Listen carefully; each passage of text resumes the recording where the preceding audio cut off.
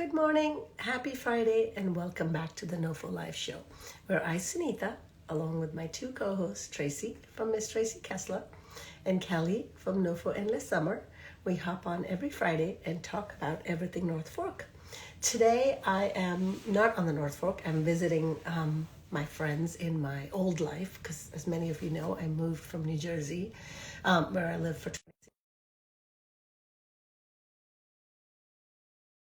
to visit and be with. So it's kind of nice. And even though it's gray and rainy, it's. Good morning. Hi, How are Tracy. you? How are you?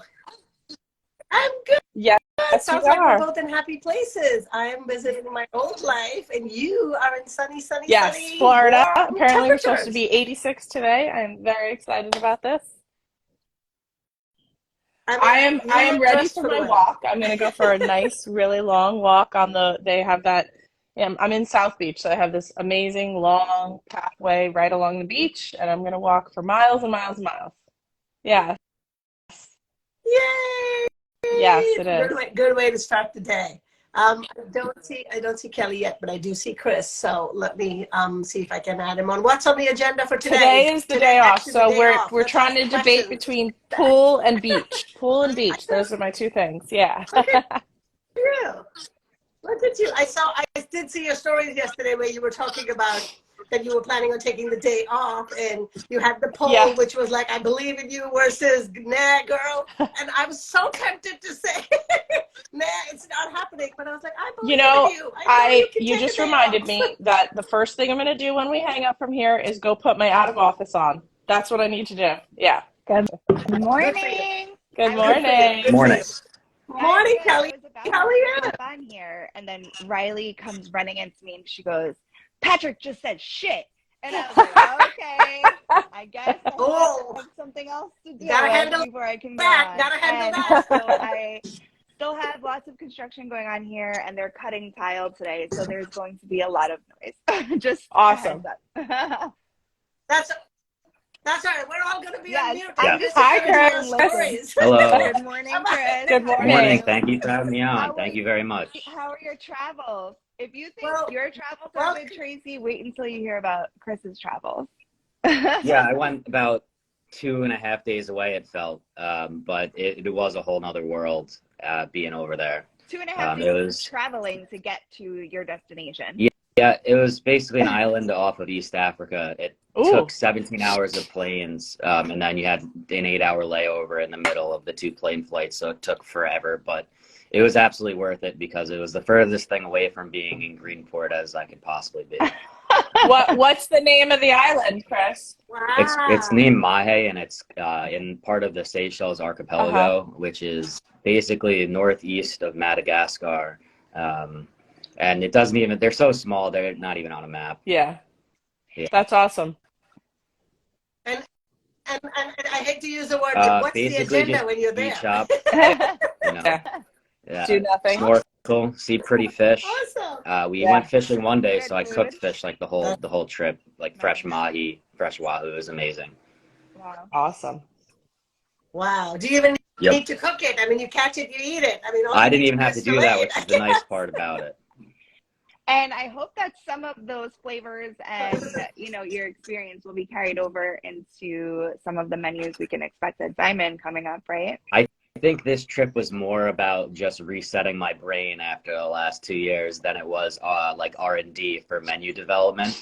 But I know for certain that that's something that's going to happen in the future. Like my number one place, if we're talking about traveling, is New Orleans, Yeah. and that's because of the food. I want to try that Creole cuisine, and I'm just a big fan of Emerald.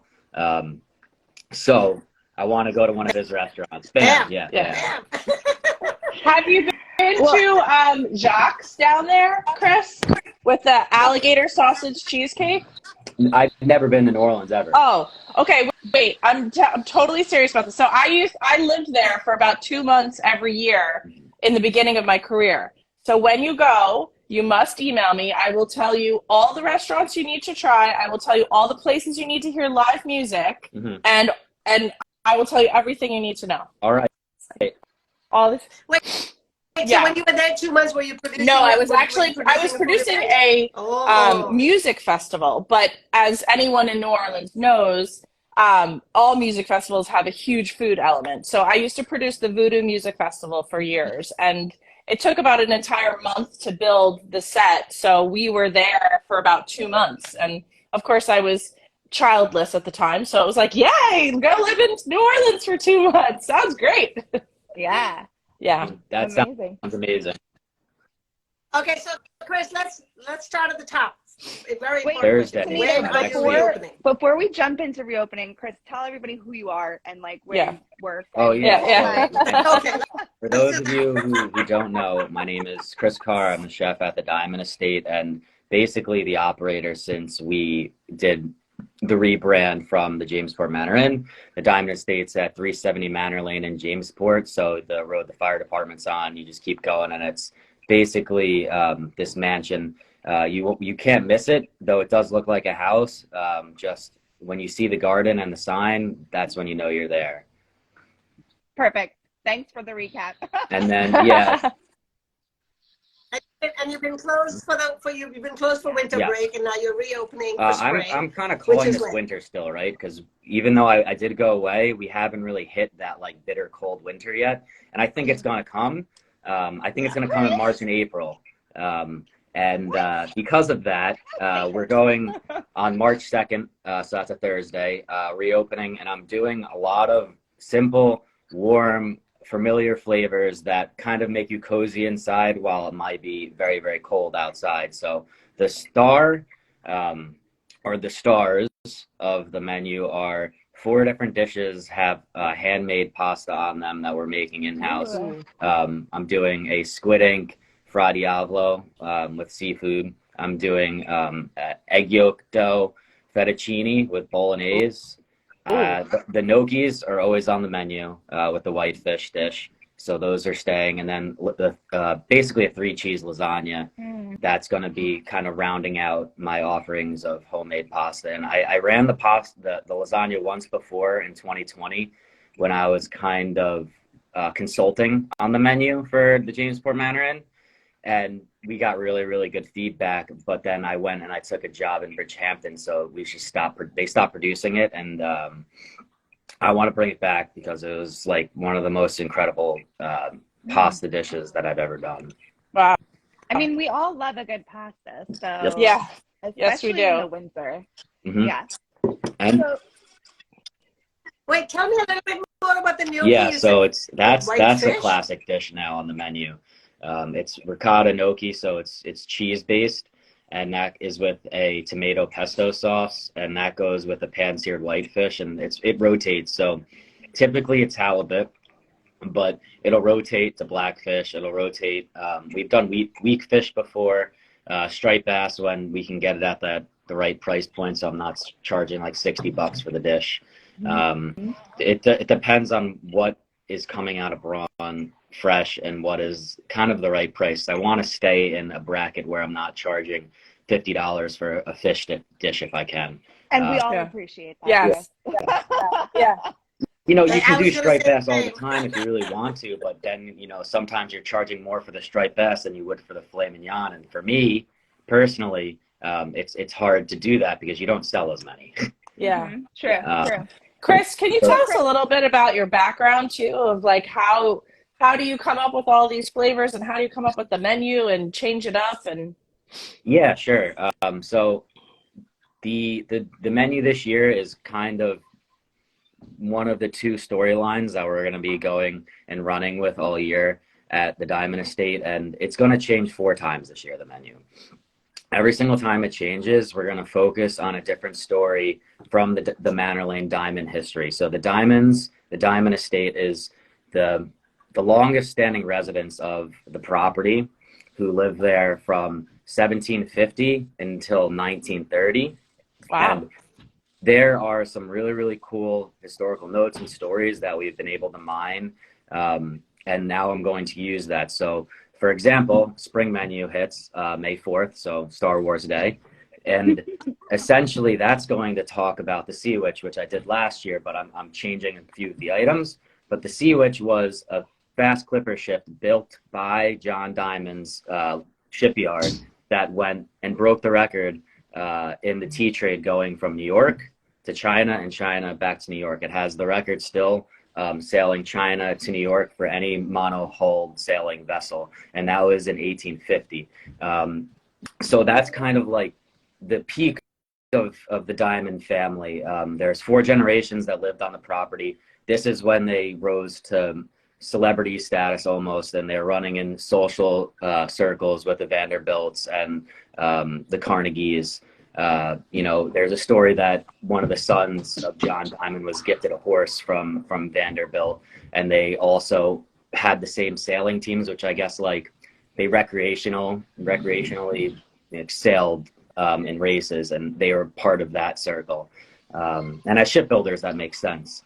Chris, So, can I interrupt you? Have you ever Mhm. thought of like doing like not a workshop, but like some kind of like dinner and a story? Because you tell such a good story. I mean, I'm Yeah. sure you need to be in the kitchen cooking, but like, Mhm. can you please like serve, tell a story, and cook at the same time? Does that work for you? I've thought about it. You know, I think that there is something to be done with possibly, you know, Jamesport Meeting House or Riverhead's Historical Society or even Suffolk County Historical Society.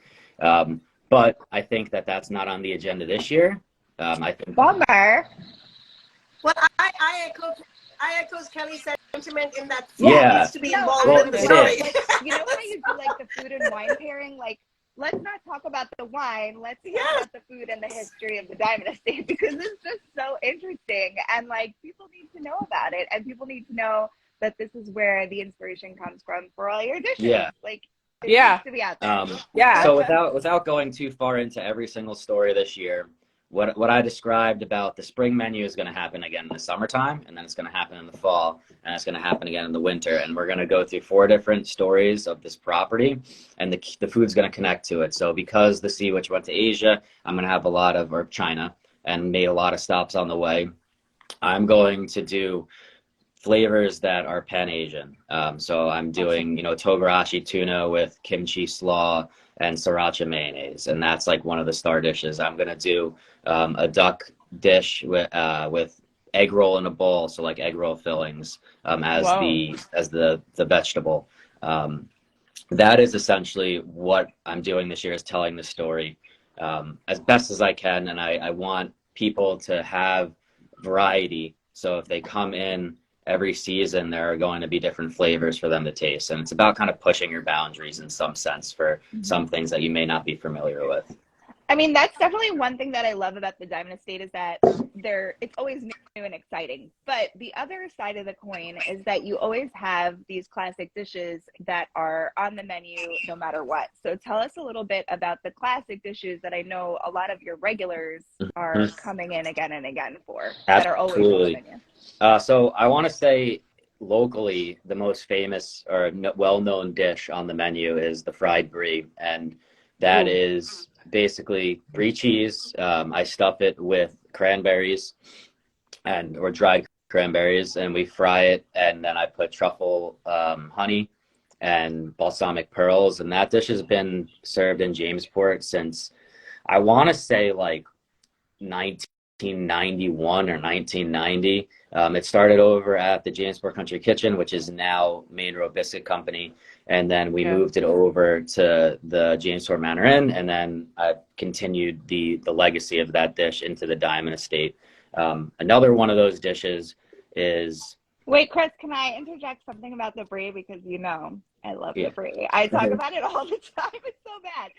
So the first time I ever had fried brie was in Ireland, and it was so good. I was there on like a trip with my cousin, and it was the 2 of us, and we like ordered one to share as an appetizer, and it was so good that we like ordered like 2 more to share. Anyhow, I have been like on the search for a fried brie that was equally as good as the one that I had for the first time in Ireland, and the fried brie at the Diamond Estate is that for me. So Well, thank you. if you are looking for an amazing fried brie, you have to go. Thank you. One thing I will say, this menu, and it's one of those dishes that when I changed the menu at the Jamesport Manor Inn, everybody was clamoring for to put back on, is I'm putting back on this menu. So March and April, the organic chicken with goat cheese and maple potato puree, asparagus, red wine, vinegar, chicken jus. And that dish was on the Jamesport Manor Inn menu for probably about 10 years. So if that was something you were a fan of, come back. There's going to be something on it that's going to bring you right back. Wonderful. Love it. I love that you're creating a reason to come back every season. It's not like, oh, been there, done that. Another thing I really also want to talk about is not only are you a storyteller and the chef, but you're also sort of a farmer / gardener. So I want to get a little bit more about the seeds that you're planting, that you're planting and grow, Absolutely. and then using the produce So in the part menu. 2 of the big stories that are happening at the estate this year is basically in the back behind the orchard. So if you ever come, take a walk, especially if it's nice outside. Behind the orchard, I'm putting in an heirloom kitchen garden, which is going to be comprised of 80 different squash. Wow. There's going to be over 130 tomatoes, 19 different varieties, all heirlooms. Well, majority heirlooms. Flowers for tables, but also bouquets, and then peppers. And right now, can I switch the camera on this? Yeah. So those are my peppers at the moment. Oh, wow. So you can kind of see right there. I got them going. There's only one group of peppers didn't germinate, and they're seeds that got passed to me through someone else. But there's going to be over 50 Chris, pepper can plants. we just talk about this for a second? I would love to know how many chefs can just pan around their house right now and have the peppers for their future menu growing in their living room. Like, this There's is gotta a be very some, but special thing. This is there's some, special. but maybe not any here. I mean, Larry's got the greenhouse, but he needs to get the restaurant. Right. But yeah, I think it's a very small number of people, especially when you're out here. Yeah, for sure. So when you say farm table, I mean, you can actually pan around and show the farm and say, this is where the tomatoes are growing. We have so many and here different they are in your varieties. dish. We might do like tomato flights where it's like a board and it says like 4 or 5 different tomatoes. And you try each one. So Yeah. And then sauce obviously will make it like, I don't think I'll be able to sell all of them fresh, so we'll make tons of sauce. And I'm excited for that because it's something I haven't really forayed into very, very far. And it keeps it interesting. So like in the wintertime, I can be making tomato sauce with our tomatoes. So you said 19 different varieties of heirloom, or mostly heirloom tomatoes you're planning on growing? Wow. Me too. I can't wait for this tomato flat. I just want to plate with olive oil and all these different slices. Can you promise me that throw you're some going to use feta some on of it? those I'm good. heirlooms to bring back that burrata pistachio dish? That was like my favorite thing that I've ever eaten. Yeah, well, that dish is definitely coming back. The burrata salad with cherry tomatoes, and the goal this year was to create like every single cherry tomato plant that I'm going to start, just because I haven't started them yet, they're about a week out, is designed and picked to make this salad as visually pleasing and as delicious as possible. So that's the goal, Kelly. I hope I can get it done. And if not, I'm sure it'll be great. Looking forward to it. I'll find some other person that grows amazing tomatoes if it doesn't produce enough, but I think it certainly will. Sounds really exciting. Sounds very exciting. I'm pumped. Yeah. I'm pumped. But I do think we're going to have a little bit of a chill first, and then you guys come in, you eat your pasta. Like, why do we keep referring to the chill? You guys know he's right, though, right? Like, March traditionally has one big snowstorm. So Chris, I'm prepared. I'm ready. Hence the reason I'm in Florida. I'm going to hit the mute button on. I'm gonna hit the mute button on Chris and Tracy. I can't hear them. Well, you gotta come in and get these cozy dishes when it's cold. I got 3 fireplaces going. Come in. When that cold happens, be like, all right, I remembered we got some cozy food at the Diamond Estate, and there's a fireplace too, so I'm gonna have dinner. Yeah. So sounds good. If you haven't been to the Diamond Estate, it really does give you the best of both worlds. They have this really amazing outdoor space that's great for like summer nights where you can catch a great sunset and you're sitting on this very relaxed lawn. Like I brought my kids there. And then the inside has this very cozy, like you're in an old mansion vibe. Yeah. So you really have the best of both worlds in terms of like indoor, outdoor when you go to Dimon. Yeah, we've the indoor space is always pretty incredible because we are basing it off of a Second Empire Victorian mansion. So it's got that elevated, like you're in someone who's really wealthy's house, and that's exactly what it was. But the outdoor space, I started in 2020, and 2021 we essentially just had like daylilies and some red rose bushes, hydrangeas, some boxwoods, not a lot of variety and not a lot of flowers, and we've completely transformed the space, and it's an absolute pleasure to sit out there. It's like you're in a Absolutely. really garden. Chris, last time you were on the show, you were talking about the farm. I guess it was a farm in the Manor. You also have like I was just trees gonna and an ask. orchard somewhere. I in the counted Manor? this year. We have 285 dwarf apple trees in the back. And this year I'm buying a cider press, and I'm going to press them into cider. So hopefully we get some of that on the bar, but also I can jar them up, and then, you know, you could take one home. Chris, previously, like you mentioned, people can go and just walk. Like it's a little like you drive into the parking lot, and like I would be like, "Am I trespassing?" Yeah. Like, what are you suggesting people can do on the property? Yeah, I mean, I think there's a lot of little areas for you to discover. The property is 100% like fenced in from on our neighbor on all sides. So they have a tree farm. And because of that, they obviously want to keep deer out of their farm. So once you pull into the Dimon estate, you can kind of tell wherever the fence is, that's not our property. Everything else, you're not trespassing. Just So wait, go are you check it suggesting? out. I'm asking you, like, are we allowed to come and walk around on your property? Yeah, I'm not talking about your Wait, neighbors. I want to follow up. When you pull up to the restaurant, the parking lot is on the left and the garden is on the right? Yes. So can you give specific directions? Like, do I stay on the left? Yeah, so do I go to the garden? Okay, so pull into the parking lot, and if you keep going straight in the parking lot, you'll see on the left-hand side is eventually a trellis orchard. So it kind of looks like a vineyard in a sense because there is a trellis system set up there. That's the orchard. You keep walking, and Where were you hunting? I Here, think he Chris said is keep hoping walking. that I people just will just next time come and someone walk finds around the property and get hungry enough that they're just like, now we have to eat. Let's go. well, yeah, I think there's a lot of potential for like picnics and stuff like that out there. It's Ooh. just Remember last year? Yeah. Like that idea. So you keep going past the orchard, and that's where this heirloom kitchen garden is going to be. I basically been amending soil and all of that for the last 3 months. I still got to build fences and drop irrigation, so it's going to be beautiful.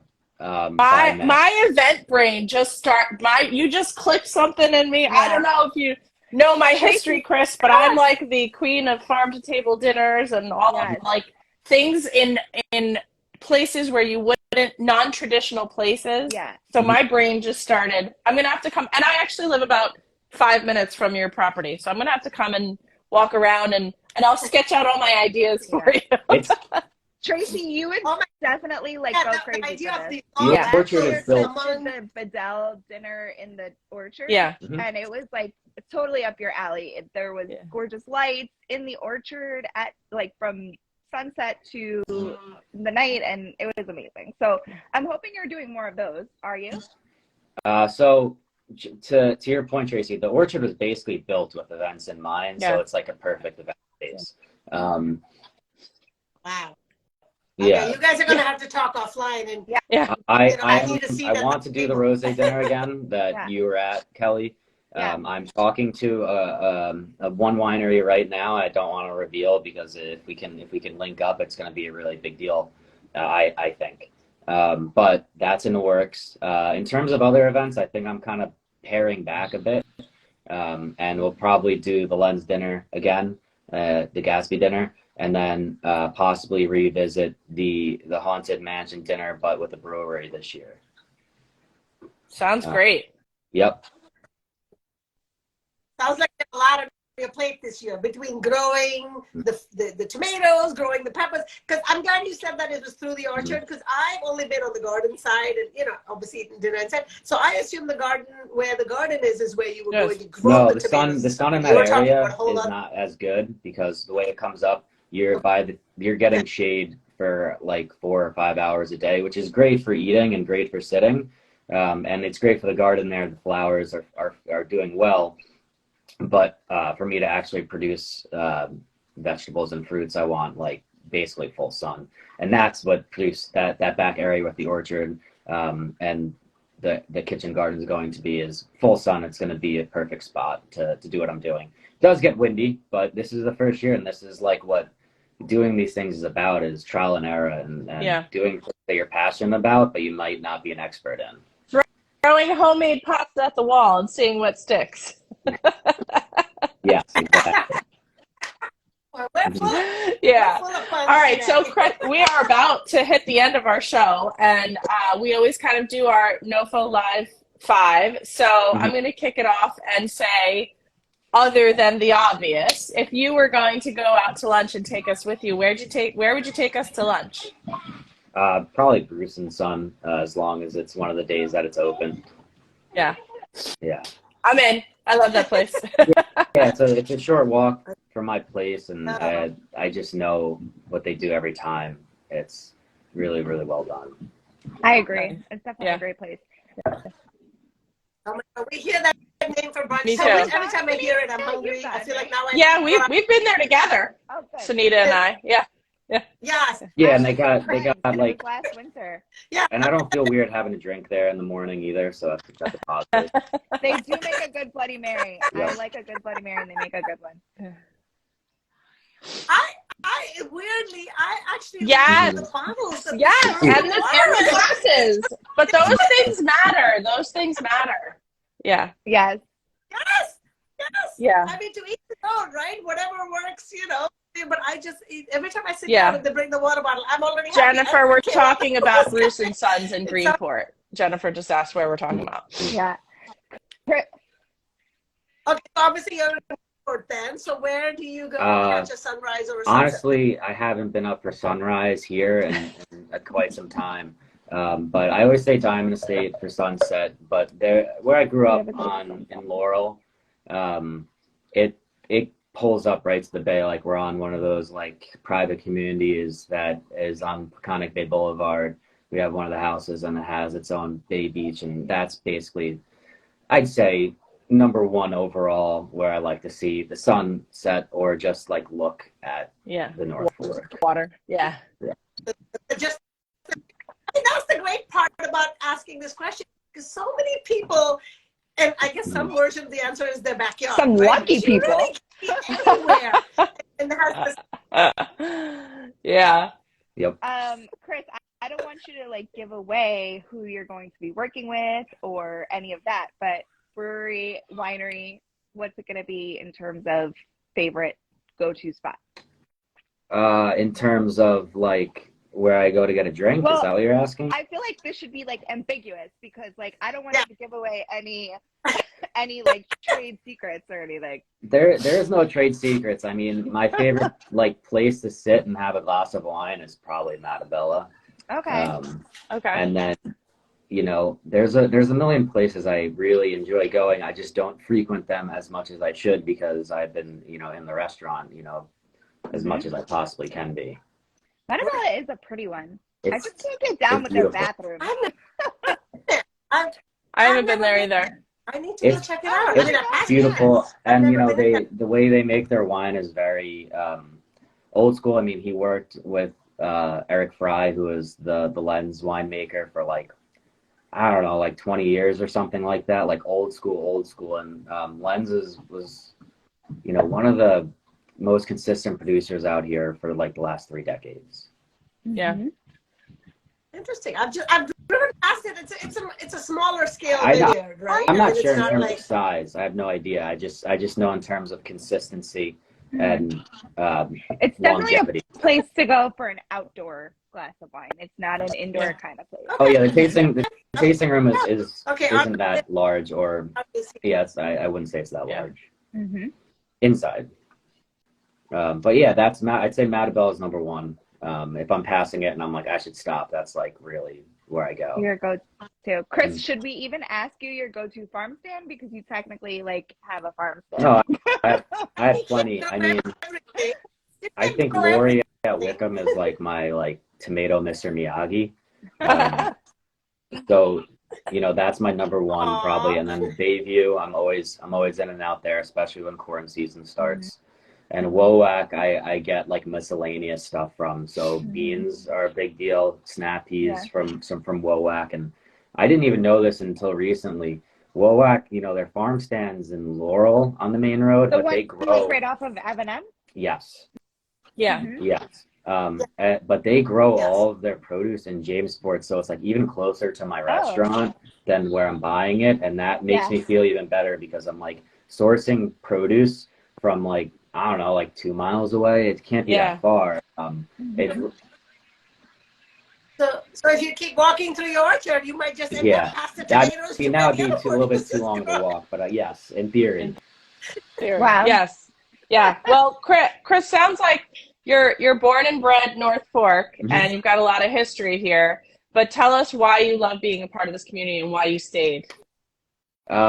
It's something about being like on the water in this landscape. It's something that the nature kind of gives to you that makes me it makes me feel comfortable, and that's why I came back. I was in Colorado for 2 or 3 years, and pandemic happened, and I came back, and then I just really haven't left. Well, we're glad you stayed. It sounds like we need a NOFO girls' night out at Diamond Estates. So. Chris, tell us again when you're reopening. Thursday, March 2nd. Yeah. So Thursday, March 2nd, Sunita and Tracy, is that when we're going at? We'd love to see you. I'm free. Let's go. I think we gotta wait a few more months for that. So good. Well, thank you for coming back, Chris. We love hearing what you're doing at the Diamond Estate. I also wanted to say one of the things I love that you do as a chef on your own personal account, on your days off, you visit other local restaurants and talk about what you eat and what you like. Sense of community. I love that. So if you're not following him, yes, and also just getting from a chef's perspective, you know, of what you enjoy eating and learning. He came with me to one of my restaurateur stops. And like we walk in, and he like already knew the whole menu, knew the history, knew like everything. He did his research before we went. So I was like, all right, I guess you're just gonna order everything, because I had no background knowledge. Yeah, it's not 100% about the research. It's also just like, you know, I've been here, I've seen it, I've been to the restaurants for a long time. So like Touch of Venice is one of those ones where they've been around since like we've been around. Right. And when I say we, I'm talking about Matt Carr, Jamesport Country Kitchen, you know, 1988. That's what I mean by we. So, you know, you get to hear and you get to know, and you appreciate the people that have had the longevity out here, like a place like Touch of Venice. For sure. Yeah, I love that you're celebrating the history of the restaurant that you're involved in, the things that you're doing, but also staying connected and supporting and, you know, introducing us to other things that, you know, that you see from your lens. So I love that. So I just wanted to give a shout out. Keep doing more of that. I'm such a foodie, so I love, you know, seeing all the food that you enjoy. And then I'm like, I need to go try that. I appreciate you guys having me on, and I hope to see you guys at the Diamond Estate very soon. Yeah. Yes, we'll see you there. Thanks for coming on, Chris. Take care, guys. Have a great weekend. Have a good weekend. Happy Friday.